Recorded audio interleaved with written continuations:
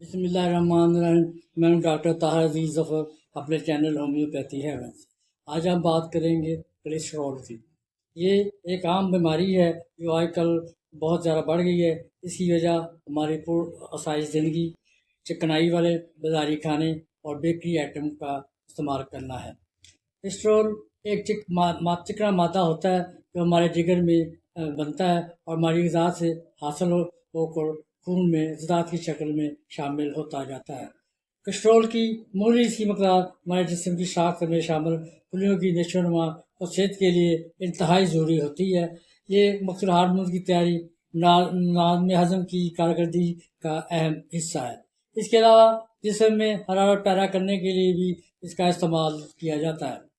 خون میں کولیسٹرول ایک مقررہ حد تک رہے تو یہ ہر چیز معمول کے مطابق کام کرتی ہے، تاہم اگر یہ مقررہ حد سے بڑھ جائے تو ہمارے بہت سے مسائل جنم لیتے ہیں اور جسم کے مختلف اعضاء خصوصاً دل، دماغ، شریانوں پر منفی اثر پڑتا ہے۔ خون میں کولیسٹرول کہاں سے آتا ہے؟ خون میں کولیسٹرول کی مقدار کسی حد تک ہماری غذا پر انحصار کرتی ہے، کسی حد تک ہماری غذا پر منحصر ہے، لیکن اس کا زیادہ تر انحصار ہمارے جگر میں اس کی پیداواری صلاحیت پر منحصر ہے۔ یہ سمجھنے کہ جگر کولیسٹرول پیدا کرنے کی ایک طرح کی فیکٹری ہے۔ کچھ لوگوں میں یہ فیکٹری موروثی طور پر ضرورت سے زیادہ کام کر کے خون میں کولیسٹرول کی مقدار مقررہ حد سے بڑھا سکتی ہے۔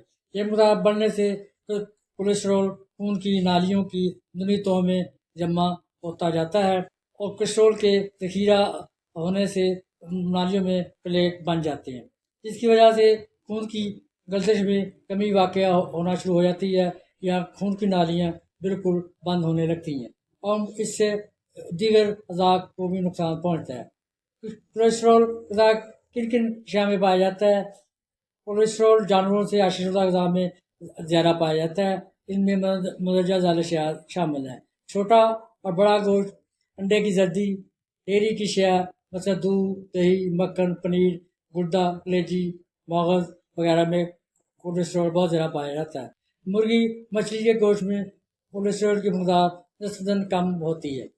نباتات سے حاصل ہونے والی غذا مثلا پھل، سبزیاں، دالیں، میوہ جات میں بھی کولیسٹرول کافی حد تک کم ہوتا ہے۔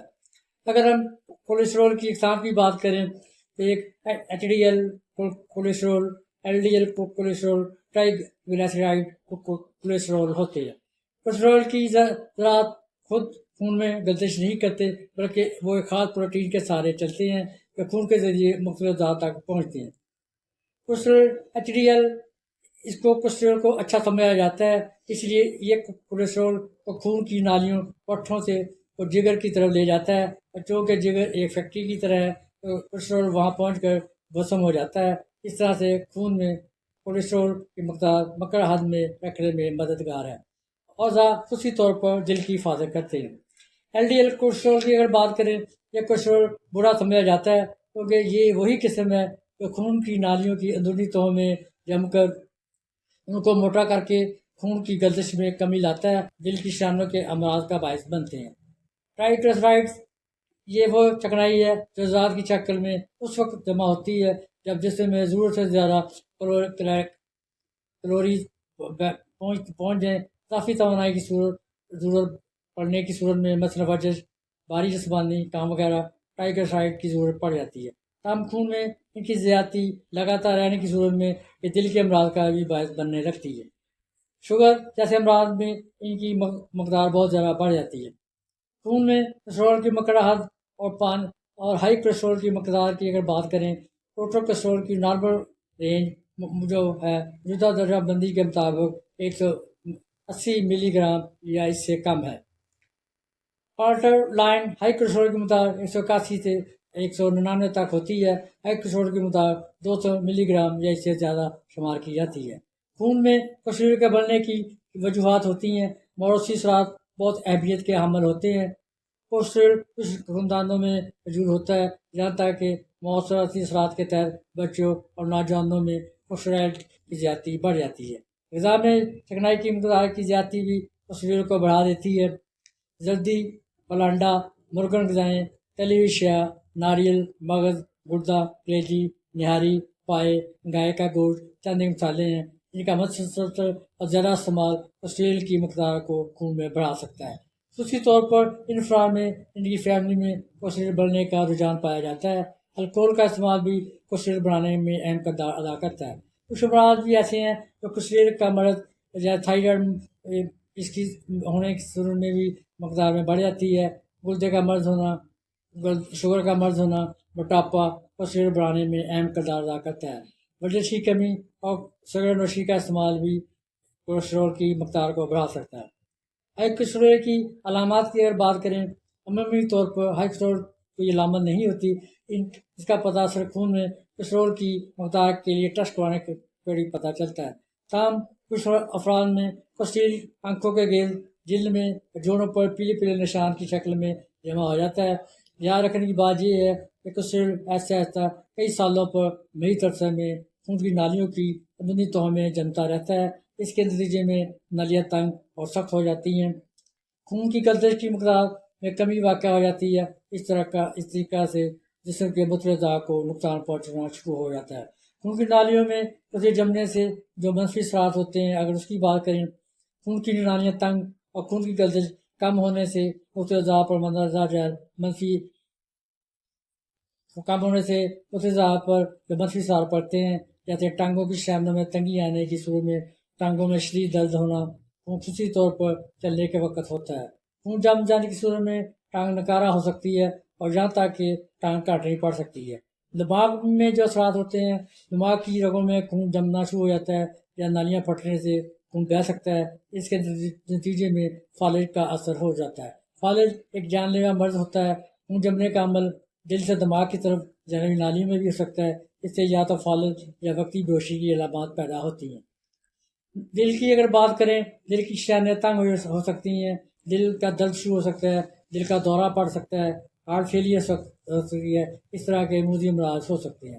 اور دوسری شریانوں پہ جو اثر ہوتا ہے، دل، دماغ، ٹانگوں کی شریانوں کی طرح باقی اعضاء مثلا گردے، آنتیں اور دل سے نکلنے والی بڑی شریانوں میں بھی اب بھی وہی عمل یعنی تنگی اور خون کے بہاؤ میں کمی کی وجہ سے ان اعضاء کو نقصان پہنچ سکتا ہے۔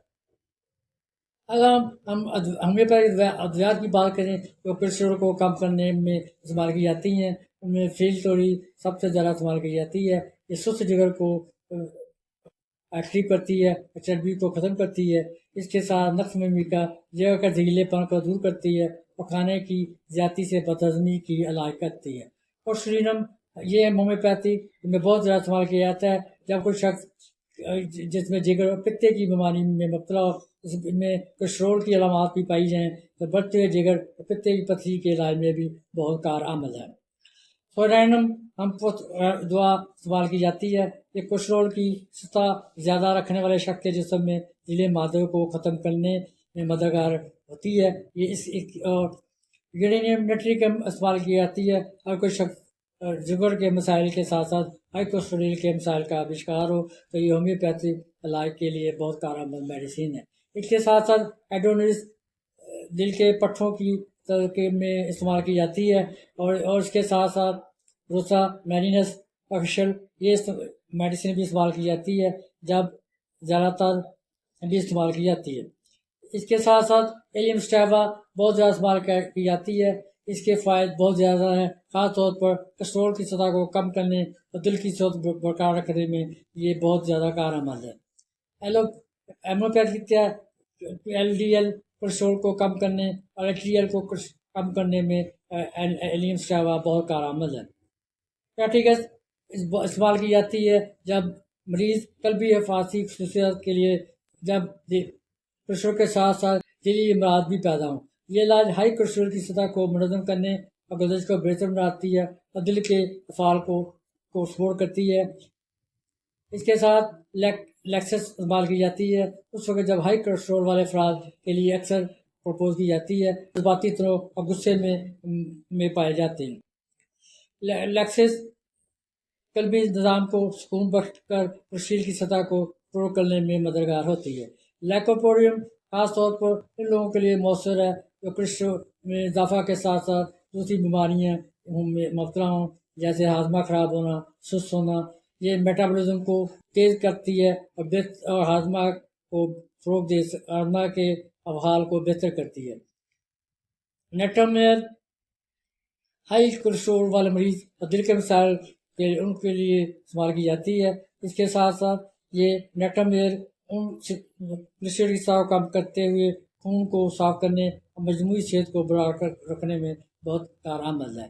फैटोलिका कैंडरा भी इस्तेमाल की जाती है, जिन लोगों के लिए इस्तेमाल की जाती है जिनका वज़न ज़्यादा है। हाई कोलेस्ट्रॉल के साथ साथ इनके वज़न को भी ये कम करने में मदद देती है और जिगर के काम को बेहतर बनाती है। इसके साथ सबसरलीटा इस्तेमाल की जा सकती है। अक्सर प्रोस्टेट की सेहत को बरकरार करने के लिए प्रोस्टेट की सेहत को बरकरार करने के लिए मर्दों में इस्तेमाल की जाती है, लेकिन ये कोलेस्ट्रॉल की सतह को भी पैदा कराती है। ये खून में कोलेस्ट्रॉल की सतह को मुस्तकम करने, मजमूई लैक्टिक प्रोफाइल को बेहतर बनाने में इस्तेमाल की जाती है। इसके साथ साथ परबैरस वल्गैरिस भी इस्तेमाल की जाती है जब जिगर और पित्ते पर ज़रूरत हो। कोलेस्ट्रॉल की सतह को मुनज़्ज़म करने, आज़मे को सलाह देने में मददगार होती है। ये ब्लड कोलेस्ट्रॉल से वाबस्ता मुख्तलिफ अलामात के इलाज में बहुत कारआमद है। आर्सेनिक एल्बम उन लोगों में इस्तेमाल की जाती है जिनको कोलेस्ट्रॉल की सतह है और ज़्यादा होती है, जो बहुत ज़्यादा बेचैनी या हाजमे की खराबी का रखते हैं। आर्सेनिक एल्बम मेटाबॉलिक अमल को मुनज़्ज़म करने में मदद देती है और वे की सेहत बरकरार रखने में मदद देती है। नस्ल का इंफरार के लिए मौजूद है जो तर्ज़ ज़िंदगी की आदत जैसे कि नाक़िस खुराक और तनाव की वजह से हाई कोलेस्ट्रॉल से में मुब्तला हों। ये जिस्म को डिटॉक्सीफाई और जिगर के काम को मुतहर्रिक करने में मदद देती है और कोलेस्ट्रॉल की सतह को बरकरार रखने के लिए बहुत अहम है। याद है कि तमाम मेडिसिन आपके नॉलेज के लिए किसी भी मसले की सूरत में अपने डॉक्टर से रब्ता करें। वीडियो लाइक करें, सब्सक्राइब करें, शेयर करें और कमेंट बॉक्स में अपनी राय ज़रूर दें। शुक्रिया।